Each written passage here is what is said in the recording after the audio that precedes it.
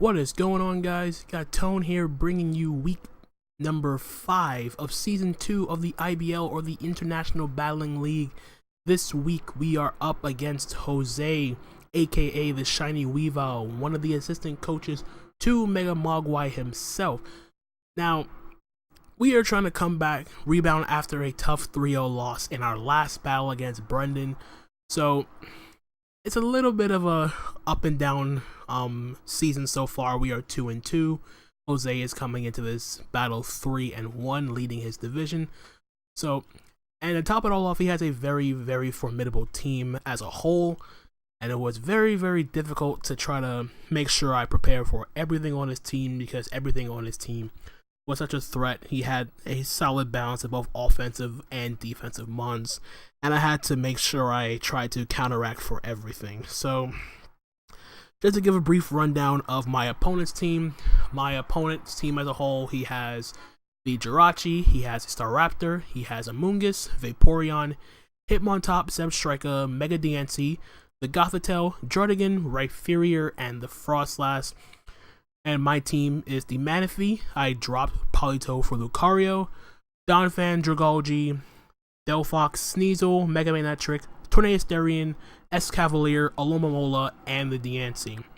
So Jose decides to bring a team of Jirachi, Gothitelle, Amoonguss, M-Diancie, Hitmontop, and Zebstrika. As for my team, just to give a brief rundown, we have the M-Manectric with Thunderbolt, Volt Switch, Flamethrower, and Hidden Power Grass for the M-Diancie, with enough speed to outspeed a non-Choice Scarf Zebstrika, which is the fastest Pokemon on Jose's team that, in general, so I outspeed that. Next we have Dragalge with an offensive tank set, Toxic Spikes, Dragon Pulse, Sludge Wave, and Scald.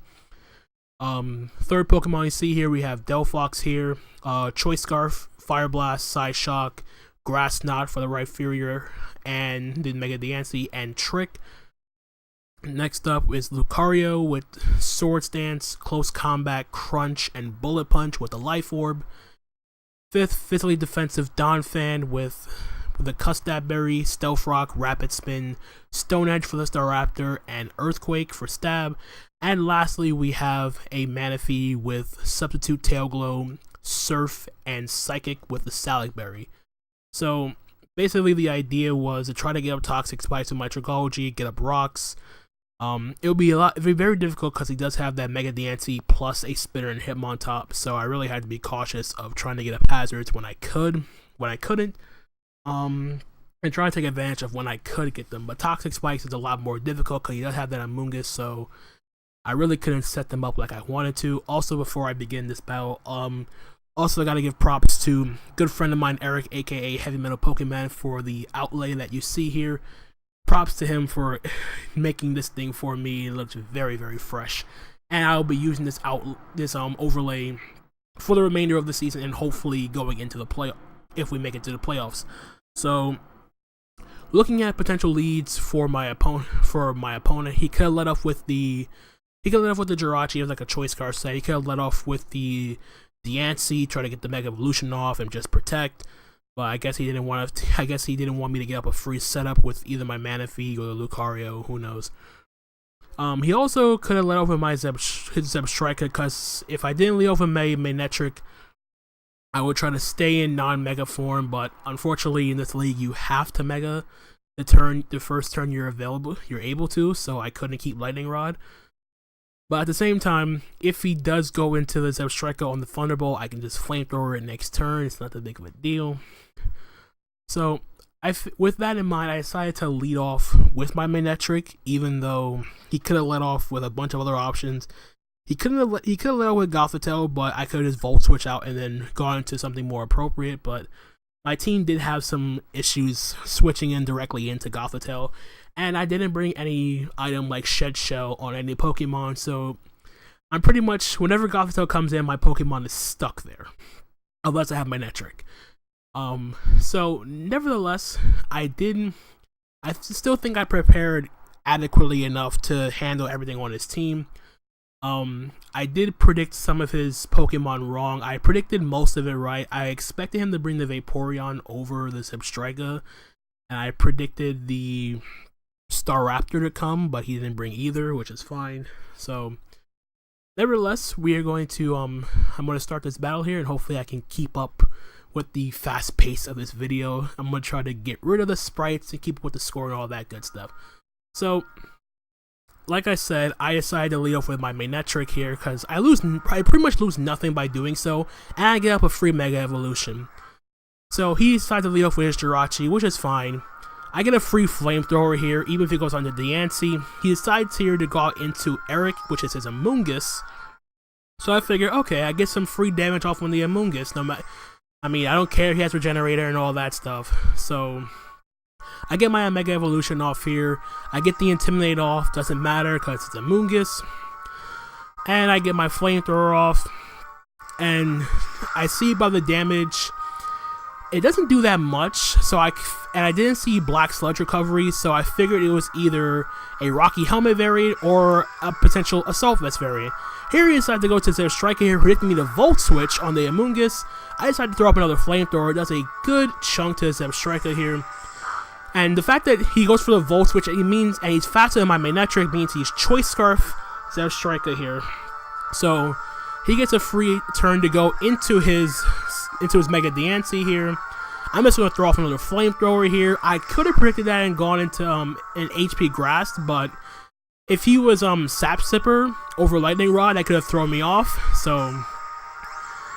So from here, he decides to get up his Mega Evolution. I just decided to go for Hidden Power Grass, just in case he doesn't protect and thinks he can live an HP Grass from this range. So he gets to Protect off here. That's fine. I reveal my Hidden Power. So well and good. I can just go for another Hidden Power next turn, which is perfectly fine by me. And it does a heck of a lot of damage to his Mega Diancie here. He goes for the Moonblast. And unfortunately for me, he crit my Mega Manectric. So down goes my Mega Manectric already. So we are already down 5-6. I get a free switch into my Lucario though, which is fine. I get a free Bullet Punch off here. It goes onto his Hitmontop, intimidates me. I do get my Bullet Punch off here, but because I'm intimidated, it doesn't do anything to this Hitmontop. I lose my health from my Life Orb. He recovers some health with leftovers. I can't stay in on this situation because I was interfering in the close combat. So I'm just going to go out into my Dragalge here. Try to see if I get up some Toxic Spikes here. And he's going to pull a double switch here and go right out into his Jirachi, which was a great play on my opponent's part here, predicting me to do that. As a Dragalge is my fighting resist. Not going to stay in fearing a Zen Headbutt. So I decided to go into my Donphan here as he gets a free Stealth Rocks. So I'm like, okay, that's fine. I could potentially spin him away next turn, whatever. But at this point, I decided to try to get my own Stealth Rock here and hope he doesn't go into Diancie here, but he turns out I directly go off for Stealth Rock here. I lose nothing by doing so, because even if he goes into the Diancie, I can live a Moonblast, and then I can proceed to knock it out with Earthquake. So I get my rocks up here. That's perfectly fine. So he decides down to reveal the Grass Knot, and I'm like, ah, crap. I'm definitely going to lose now. And luckily for me, Donphan lives on 2. So go for my Earthquake here. Do considerable enough damage to his Gothitelle. Doesn't predict me to have the Custard Berry. I go first. Go for another Earthquake. And just enough damage to take out this Gothitelle. I actually get a crit. So it kind of makes up for me the Mega Manectric. So down goes this Gothitelle here. And we are back to even 5-5. But he does get a free switch into the Hitmontop here. And he can fully just remove the hazards with the Rapid Spin, which he does go for right here. So my Donphan's gone, which sucks. So no more rocks for me. I didn't spin away my rocks. I'm down a spinner and all that good stuff. So gets leftovers recovery here, but I do get a free switch into my Dragalge. And I decided to throw off a Scald here because why not? As he's gonna make a switch and go out into his He's gonna go out into his Jirachi here, predicting me to go for like a Sludge Wave. I go for the Scald here. Hopefully I try to get the burn on this Jirachi. Unfortunately I don't. So he gets Leftovers Recovery here. So I'm gonna make an aggressive play right now and predict him to U-turn out and hopefully try to catch something with a burn with another Scald. So I do get it right. He does go for the U-turn here. But at the same time, he can also just go directly out into his Amoonguss, which is what he does right here. But nevertheless, trying to get a burn on this Amoonguss would be good for me because the chip damage is definitely nice because he doesn't have Black Sludge Recovery. Unfortunately, I don't get a Scald Burn. That's fine. So now here, I'm just going to throw up a Dragon Pulse because if the Jirachi comes in, I get some damage off. If the Diancie comes in, I can just Sludge Wave next turn because I know I can live in Earth Power with my investment. So throw up a Dragon Pulse here. Doesn't do much considering it's a resistant hit, but it does enough for me. So from here, I decide to just stay in and try to get up a Skull, try to burn this Jirachi. But instead, it's just Iron Head flinches off the behind. So I get flinched the first time. So can't do much about that. I'm not switching out because I don't want my Delphox or my Lucario to take unnecessary damage because they are primarily my win conditions at this point. So I'm just trying to get some damage off with my Dragalge. At the same time, I'm also fine with sacking it because I can't get Toxic Spikes because I had the Amoonguss around. And Dragalge wasn't really doing much at all because he didn't bring the mons I was expecting. So he goes for Iron Head again. I live on 6, and unfortunately I get flinched one more time. So I essentially just sack off my Dragalge here. I can't do anything about it. It's just how Serene Grace works with Iron Head Jirachi. What can you do? So he finishes me off with the next Iron Head here. So down goes my Dragalge. Gets a crit on top of it, which is totally fine by me. Don't care. So we're down 3-5 here, which is not the best position for me, but I can now get a free switch into my Delphox here. And I freely click Fire Blast against the rest of his team because his Fire Resist didn't really exist. So land my Fire Blast here, and down goes this Jirachi, which was an utter pain in the behind.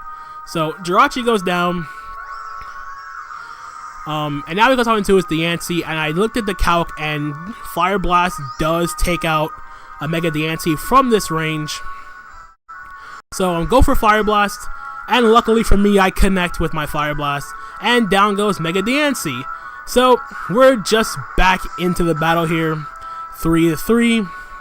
In comes the Amoonguss, and I'm just gonna throw up another Fire Blast, which happens to be a clean 2-hit KO. Because of his investment. He goes for the foul play here. Does considerable damage. But luckily for me, I do live. I go for another Fire Blast. I connect. And this Amoonguss is going down. So Delphox coming through again for me this week. Picking up 3 kills. Its 3rd kill of the match. But it does allow him to go out into his Zebstrika, as the foul play did put me in range of Thunderbolt. Which sucks. So he goes for Thunderbolt here, and down goes my Delphox. So down 2-2, but it does give me a free switch into my Lucario.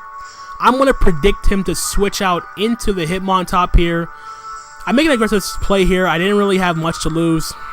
So I go for Sword Stance here, predicting him to go out into his Hitmontop. So from here, I get my Sword Stance up. I'm now at +1. And from here, I just go for Close Combat, as it is somewhat in range of the. It's a roll with +1 to take it out with a Close Combat, and I get the roll in my favor. So Hitmontop goes down, and we are sitting pretty. It's 2-1. It's fine by me. All he has left now is this Zebstrika. So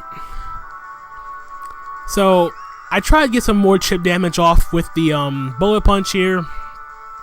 So it was detrimental. I could have switched and sacked off the Manaphy, but I decided just to leave my Lucario in. So down goes my Lucario.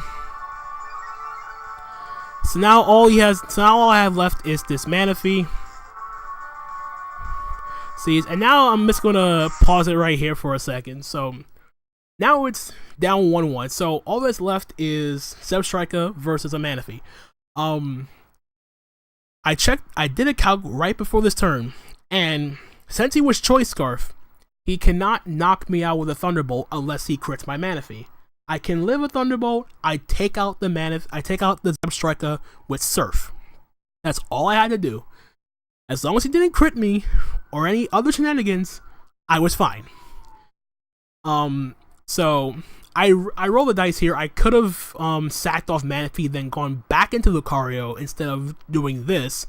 But as you see here, he goes for the Thunderbolt on my Manaphy, and I live on 20. I'm like, okay, I got this, and no, I do not have this in the bag just yet.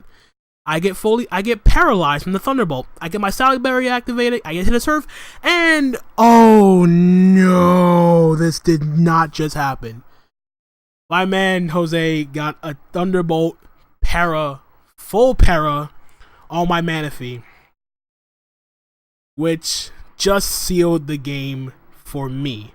All I had to do was hit the Surf, Zebstrika was gone, I win 1-0. Sadly, got the T-Bolt, full para, and unfortunately, ladies and gentlemen, this is the game we play. So sadly, I cannot take out the Zebstrika. I get fully paralyzed, goes for the Thunderbolt here, and down goes my Manaphy. So that is going to be a 1-0 loss to me, which utterly sucks. But what can you do? It's the game we play. I was pissed. I was upset. Like, to say I wasn't upset is an understatement. So to say I wasn't upset is an understatement. Because I didn't really predict the whole. You couldn't really predict the whole Thunderbolt para to happen. It's only a 10% chance, and then to get fully parried the same turn right after getting fully paralyzed, right after getting paralyzed with Thunderbolt. Can't predict these things.